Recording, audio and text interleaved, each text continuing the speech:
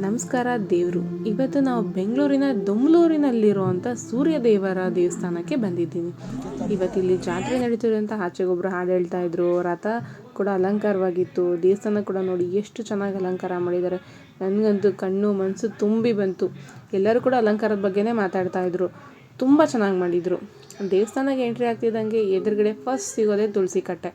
ಅದಕ್ಕೂ ಕೂಡ ತುಂಬ ಚೆನ್ನಾಗಿ ಅಲಂಕಾರ ಮಾಡಿದರು. ಅದಾದಮೇಲೆ ಗರುಡಗಂಬ ಇತ್ತು. ಗರುಡಗಂಬ ಅಂತೂ ತುಂಬ ವಿಶೇಷವಾಗಿತ್ತು. ಇಲ್ಲಿ ನನಗಂತೂ ತುಂಬ ಪ್ಲೆಸೆಂಟ್ ಫೀಲ್ ಆಯಿತು ಇದನ್ನು ನೋಡೋದ್ಮೇಲೆ.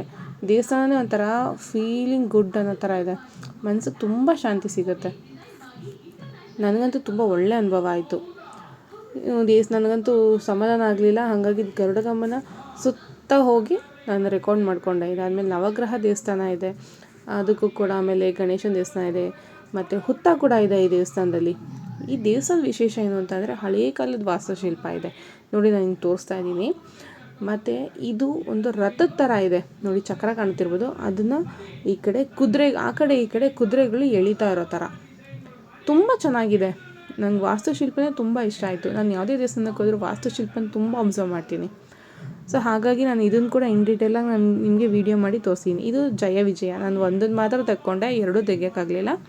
ಸೊ ಹಾಗಾಗಿ ಇದನ್ನು ಕೂಡ ನಾನು ಇನ್ ಡೀಟೇಲಾಗಿ ಮಾಡ್ಕೊಂಡಿದ್ದೀನಿ. ನೀವು ಇದನ್ನು ನೋಡಾದ್ಮೇಲೆ ಬ್ಯಾಕ್ ಸೈಡ್ ಕೂಡ ತೋರಿಸ್ತೀನಿ. ಅದು ಹೇಗಿದೆ ಅಂದರೆ ನೋಡಿ, ರಥದ ಥರ ಇದೆ. ನಿಮ್ಗೆ ಅದು ಡೈರೆಕ್ಟಾಗಿ ವೀಡಿಯೋಗಿಂತ ಡೈರೆಕ್ಟಾಗಿ ನೋಡಿದಾಗಲೇ ತುಂಬ ಅನಿಸೋದು. ಇದಾದಮೇಲೆ ನಾನು ನನ್ನ ಫ್ರೆಂಡ್ಸ್ ಎಲ್ಲ ದರ್ಶನ ನೋಡ್ಕೊಂಡು ಆಚೆ ಬಂದಮೇಲೆ ಇಲ್ಲಿ ಸೀತಾರಾಮ ಕಲ್ಯಾಣೋತ್ಸವ ಕೂಡ ನಡೀತಾ ಇತ್ತು. ಹಂಗಾಗಿ ನಾದದವರಿದ್ದರು. ನಾವಿಲ್ಲಿ ಹೋಮ ಕೂಡ ನಡೀತಾ ಇತ್ತು. ಅದನ್ನೆಲ್ಲ ನಾನು ನೋಡಿಕೊಂಡೆ. ಇದಾದಮೇಲೆ ದೇವರಿಗೆಲ್ಲ ನೈವೇದ್ಯ ಕೊಟ್ಟು ಆಚೆಗಡೆ ಕೂಡ ಹೋಗಿ ನೈವೇದ್ಯ ಕೊಟ್ಟು ಒಳಗಡೆ ಬರ್ತಾಯಿದ್ರು. ಇದಾದಮೇಲೆ ಗರುಡಗಂಬನ ಮುಂದೆ ಒಂದು ಪೀಠ ಇತ್ತು, ಅಲ್ಲಿ ಕೂಡ ನೈವೇದ್ಯ ಕೊಟ್ಟರು. ಒಂಥರ ಹೆಂಗಿತ್ತಂದರೆ ಇದು ಗೌರ್ಮೆಂಟ್ ಅಲ್ಲದೆ ಇರೋದ್ರಿಂದ ಬರೀ ಫ್ಯಾಮಿಲಿಯವರೇ ಮಾಡ್ತಿದ್ದರಿಂದ ತುಂಬ ಚೆನ್ನಾಗಿ ನೀಟಾಗಿ ಅಚ್ಚುಕಟ್ಟಾಗಿ ವ್ಯವಸ್ಥೆ ಮಾಡಿದರು. ಎಲ್ಲರಿಗೂ ಅಷ್ಟೇ ಬಂದವರು. ನಾವು ತುಂಬ ಬೇಗ ಬೇರೆ ಹೋಗಿದ್ದೋ, ಜನ ತುಂಬ ಕಮ್ಮಿ ಇದ್ದರು.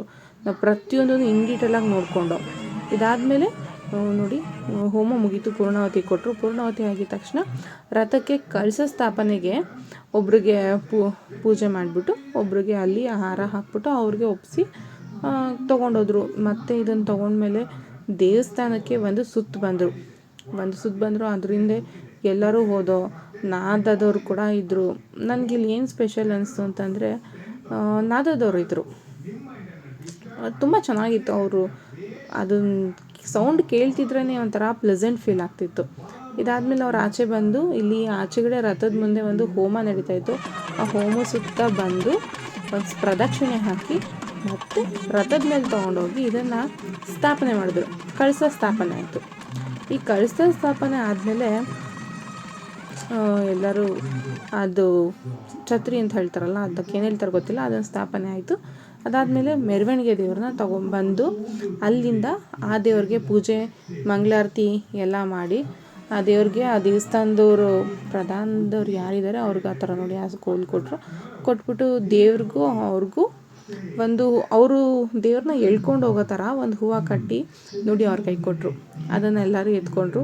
ಇದನ್ನು ಕೂಡ ದೇವಸ್ಥಾನದ ಒಂದು ಸುತ್ತ ಒಂದು ಪ್ರದಕ್ಷಿಣೆ ಬಂದು ಆಮೇಲೆ ಆ ಹೋಮ ನಡೀತಿತ್ತಲ್ಲ ಅಲ್ಲಿ ತೊಗೊಂಡೋದ್ಮೇಲೆ ಅಲ್ಲಿ ಹೋಮ ಆಲ್ಮೋಸ್ಟ್ ಕಂಪ್ಲೀಟ್ ಆಗೋಗಿತ್ತು. ಮೆರವಣಿಗೆ ದೇವ್ರು ಹೋಗೋಷ್ಟರಲ್ಲಿ ಆ ಹೋಮ ಕಂಪ್ಲೀಟ್ ಆಗ್ತಿದ್ದಂಗೆ ನೋಡಿ ಪೂರ್ಣಾವತಿನ ತೊಗೊಂಡೋಗ್ಬಿಟ್ಟು ಆ ದೇವ್ರ ಹತ್ರ ತೋರಿಸ್ಬಿಟ್ಟು ಆ ದೇವ್ರಿಗೆ ತೋರಿಸಿ ನಿಮ್ಗೆ ಸಮರ್ಪಣೆ ಆಯ್ತಪ್ಪ ಅಂತ ಹೇಳಿಬಿಟ್ಟು ದೇವ್ರ ಕೈ ಮುಟ್ಟಿಸ್ಕೊಂಡು ಬಂದು ಪೂರ್ಣಾವತಿನ ಅಲ್ಲಿ ಸಮರ್ಪಣೆ ಮಾಡಿದ್ಮೇಲೆ ಅಲ್ಲಿ ಪೂರ್ಣಾವತಿ ಆದಮೇಲೆ ಅದೆಲ್ಲ ಹುರಿದ್ಮೇಲೆ ಅದಕ್ಕೂ ಪೂರ್ಣಾವತಿ ಕೂಡ ಒಂದು ಮಂಗಳಾರತಿ ಮಾಡಿ ದೇವ್ರಿಗೂ ಕೂಡ ಮಂಗಳಾರತಿ ಮಾಡಿದ್ರು.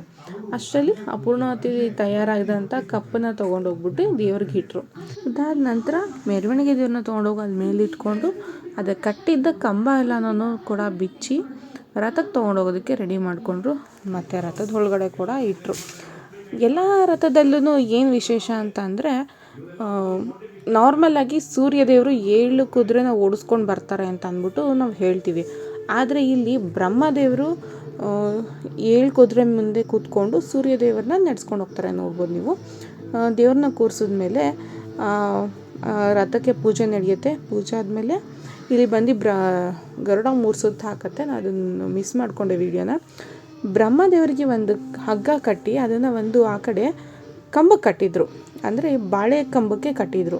ಅದನ್ನು ಈ ರೀತಿ ಪೂಜೆ ಆದಮೇಲೆ, ದೇವ್ರ ಮಂಗಳಾರತಿ ಆದಮೇಲೆ ಅದು ತೆರೆ ತೆಗೆದ್ಮೇಲೆ ಅಲ್ಲಿ ನಿಂತಿದ್ದವರು ಪೂಜೆನ ಕಾರ್ಯ ಎಲ್ಲ ಮುಗಿದ್ಮೇಲೆ ಅಲ್ಲಿ ಹೋಗ್ಬಿಟ್ಟು ಆ ಬಾಳೆಕಾಂಡನ್ನು ಕತ್ತರಿಸ್ತಾರೆ.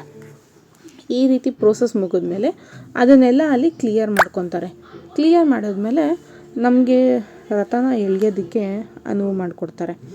ಇದಾದಮೇಲೆ ನಾವೆಲ್ಲ ಸೇರಿ ತೇರನ್ನ ಎಳೆದು, ಇದಾದಮೇಲೆ ಇಲ್ಲಿ ಊಟದ ವ್ಯವಸ್ಥೆ ಕೂಡ ಇತ್ತು. ದೇವಸ್ಥಾನದವ್ರು ತುಂಬ ಚೆನ್ನಾಗಿ ಆರ್ಗನೈಸ್ ಮಾಡಿದರು.